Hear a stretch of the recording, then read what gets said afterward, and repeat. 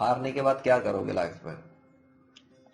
Match चल रहा है, हार गया ना मैं, तो क्या होता है भाई? गुस्सा होता है ना। तो हारने का क्या मतलब है कि छोड़ दोगे क्या?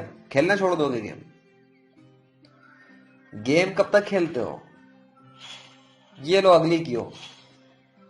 एक मैच ही हारा हूं ना, मर तो नहीं गया, सांसें तो खत्म नहीं हो गई मेरी।